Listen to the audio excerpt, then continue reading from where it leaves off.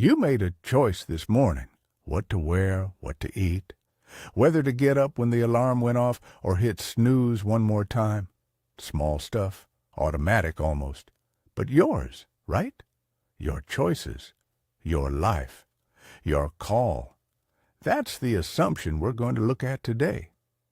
And I'll warn you now, by the end of this, that assumption isn't going to feel as solid as it does right now. Let's start with something that happened in a lab in 1983.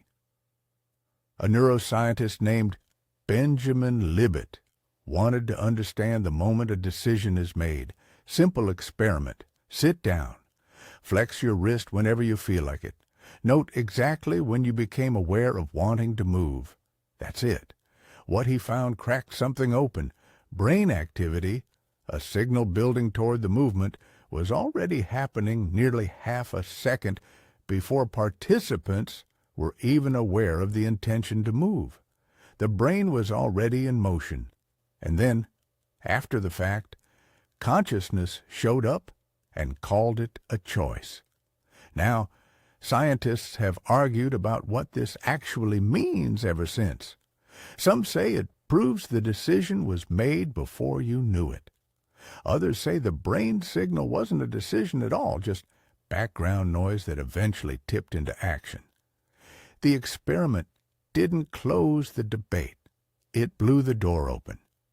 Because here's the question it raised, and nobody has answered cleanly since. If you can't even reliably identify the moment you decided to do something as simple as move your wrist, what does it actually mean to say you decided anything? And this points at something much bigger, because here's the thing about that brain of yours that was deciding before you knew it. It doesn't run on magic. It runs on neurons, electrochemical signals, physical processes, and those processes follow rules, cause and effect. Every neuron fires because of prior conditions. Every prior condition was shaped by something before that. Your mood this morning, what you ate last night, a conversation you had 3 weeks ago, the way you were raised, the genes you were born with, things decided before you took your first breath. Stack all of that together and ask yourself honestly, where in that chain did you step in? Where was the gap? The moment of pure, uncaused, free choice? This is what determinism says. The universe is a chain. Every single event, every thought, every impulse, every decision is a link, caused by the link before it, stretching back further than any of us can imagine. Your choice to watch this video right now wasn't made 5 minutes ago. It was set in motion by everything that made you the kind of person who would watch something like this, which was shaped by everything before that, all the way back. You are not the author of your choices. You are the latest consequence of an extremely long chain of causes. Now, here's where it gets interesting, because some people hear determinism and they say, fine, but what about randomness? Quantum physics? Particles behave randomly at the subatomic level. Doesn't that introduce genuine unpredictability? Doesn't that create room for free will? It's a smart objection. But think it through. Randomness doesn't give you freedom. If your decision was caused by a random quantum event in your brain, that's not you choosing. That's a dice roll happening inside you. A choice that comes from randomness isn't yours any more than a choice that comes from prior causes. So here we are. Either your choices are determined by prior causes and you didn't really make them, or your choices are random and you didn't really make them either. There is no third door. Free will, in the way we all picture it, this pure independent self steering its own life, doesn't have a place to exist. Not in the science, not in the logic, not anywhere. And look, most people resist this hard. It feels wrong. It feels like it can't be right. But notice something.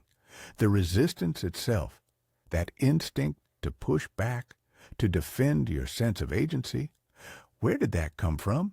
Did you choose to feel resistant right now? Or did that resistance just arise? So here's where we land.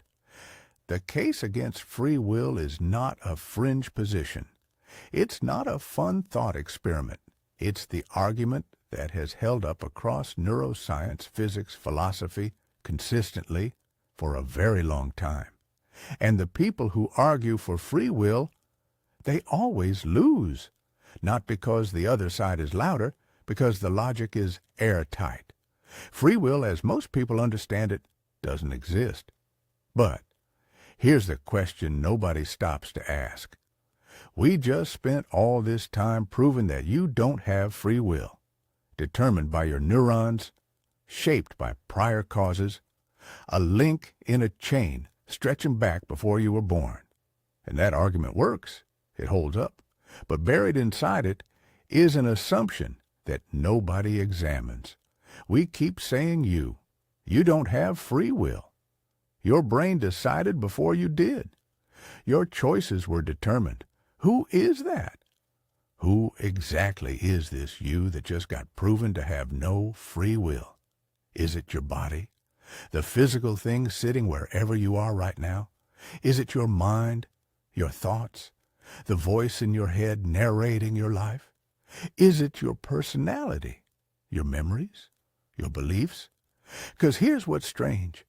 Every single thing we just used to dismantle free will, the brain, the neurons, the causes, the chain, all of that is also you. So when we say your brain decided before you did, what is the you that's separate from your brain? When we say your choices were shaped by your past, what is the you that exists apart from your past? We've been arguing about whether you have free will this whole time, without once stopping to ask what you actually are. That's not the end of the question. That's the beginning of a much deeper one, and that's exactly where we're going next. Who is the you that has no free will? Make sure to like and subscribe for more.